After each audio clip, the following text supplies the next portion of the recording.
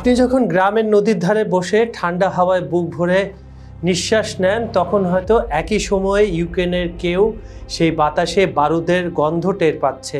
নদী দুই জায়গাতেই একই, বাতাসও একই, কিন্তু পার্থক্য একটাই, আমরা বেঁচে আছি আর তারা।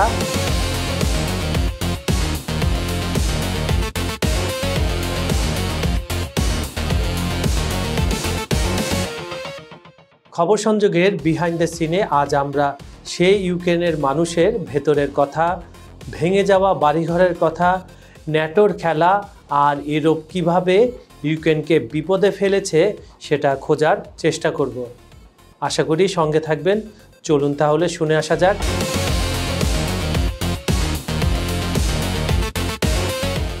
ডনেপ্র নদীর তীরে ঠান্ডা বাতাস বইছে। দূরে কোথাও ভাঙা ঘরবাড়ির ফাঁক দিয়ে দেখা যায় ধোঁয়ার কুণ্ডলী আকাশে মিলিয়ে যাচ্ছে। ইউক্রেনের সেনারা কাদা আর তুষারের মধ্যে দাঁড়িয়ে, হাতে জং ধরা অস্ত্র। তারা চেয়ে আছে দিগন্তের দিকে। কেন দিগন্তের দিকে? কারণ যেখানে একসময় ন্যাটোর অস্ত্রবাহী ট্রাক ভরে ভরে আসতো, আর সেখানে শুধু নীরবতা, কোনো ট্রাক আসে না, আসলেও খুব অল্প পরিমাণে অস্ত্র গোলাবারুদ আসছে। আর এই নীরবতার নামই পশ্চিমের ক্লান্তি। আর এই ক্লান্তিকে কাজে লাগিয়ে আবারও খেলায় জিততে চলেছেন ভ্লাদিমির পুতিন।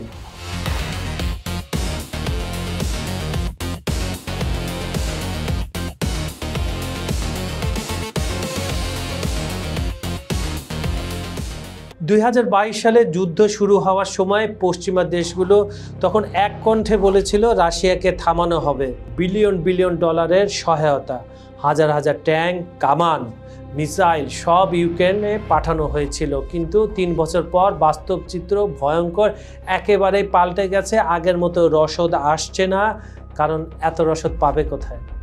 এটাই হলো প্রশ্ন। আর সামনের ফ্রন্ট লাইনে এখন প্রতিদিন গড়ে ইউক্রেনের সেনারা যত গুলি ছুটছেন, রাশিয়া 5 গুণ বেশি ছুটছে। একজন ইউক্রেনীয় কমান্ডার বললেন, আমাদের কাছে সাহস আসছে কিন্তু কামানে গুলি নেই। পশ্চিমা দেশগুলো এখনও অস্ত্র দিচ্ছে, কিন্তু তার গতি এত ধীর যে যুদ্ধক্ষেত্রে তা কোনো প্রভাবই ফেলছে না। ইউরোপের কারখানাগুলোতে উৎপাদন হচ্ছে কেবল কথায়, বাস্তবে কিন্তু নয়। আর যুক্তরাষ্ট্রের প্রেসিডেন্টের রাজনীতিতে আটকে গেছে নতুন সাহায্য প্যাকেজ, যেটা ইউক্রেনে যেত। আর এই অবস্থায় ইউক্রেনের সেনাদের সামনে দাঁড়িয়ে আছে ভয়াবহ বাস্তবতা। বন্দুক আছে কিন্তু গুলি নেই।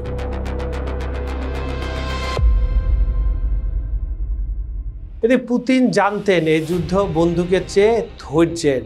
তিনি জানতেন পশ্চিমা দেশগুলো অর্থনৈতিক চাপ, রাজনৈতিক চাপ আর জনগণের ক্লান্তির কাছে একদিন ভেঙে পড়বে।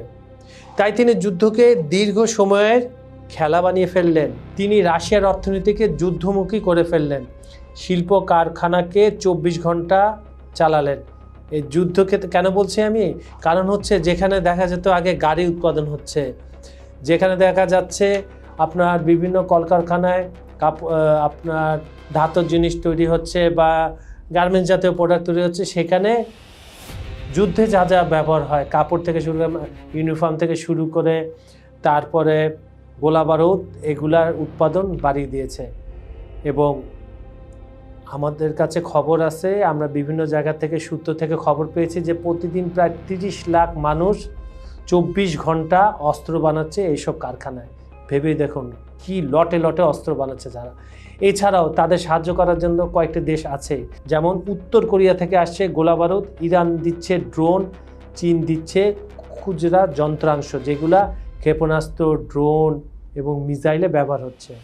আর এই ত্রিমুখী জোট পুতিনকে এমন এক অবস্থানে নিয়ে গেছে যেখানে পশ্চিমারা যে 16,000 পণ্য থেকে 16,000 নিষেধাজ্ঞা দিয়েছিল, এটা কাগজের মতো নিষ্প্রভ, এটা কোনো কাজেই দিচ্ছে না।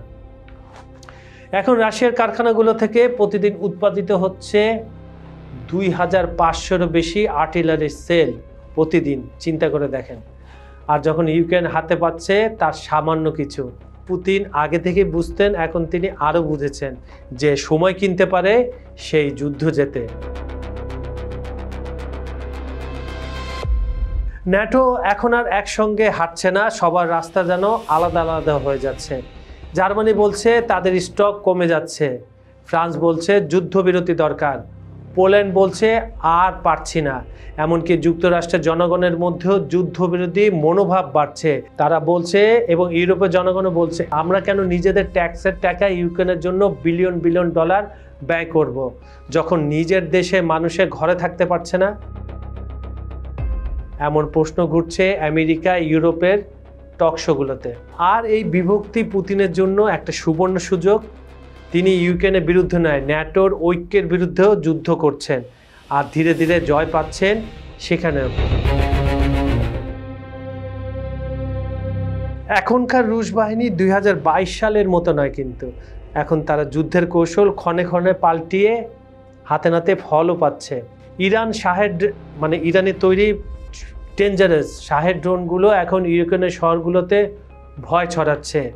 ইলেকট্রনিক জ্যামার সিস্টেম ইউক্রেনের যোগাযোগ ব্যবস্থা ধ্বংস করে দিয়েছে। রাশিয়া এখন স্মার্ট যুদ্ধ করছে, যেখানে গতি নয় নিয়ন্ত্রণই আসল। তারা একসঙ্গে শত শত ড্রোন ছেড়ে দিচ্ছে, ইউক্রেনের প্রতিরক্ষা ব্যবস্থা ভেঙে ফেলছে, তারপর ভারী কামান দিয়ে শহরের পর শহর দখল করে যাচ্ছে। ইউক্রেনের পতাকা নামছে আর রাশিয়ার 3 রঙা পতাকা আবার উঠছে, যেভাবে উঠেছিল সাবেক সোভিয়েত ইউনিয়নের সময়। আর এটা হচ্ছে খুব ধীরে কিন্তু স্থায়ীভাবে। একসময় পুতিন ছিলেন পশ্চিমের চোখে এক ঘরে এক নায়ক, যাকে আমরা স্বৈর শাসক বলে থাকি। আজ সেই পুতিনই মধ্যপ্রাচ্যে শান্তি আলোচনার টেবিলে চীনের সঙ্গে অর্থনৈতিক জোট, ভারতের সঙ্গে তেল চুক্তি আর আফ্রিকায় নতুন প্রভাব বিস্তার করে যাচ্ছে।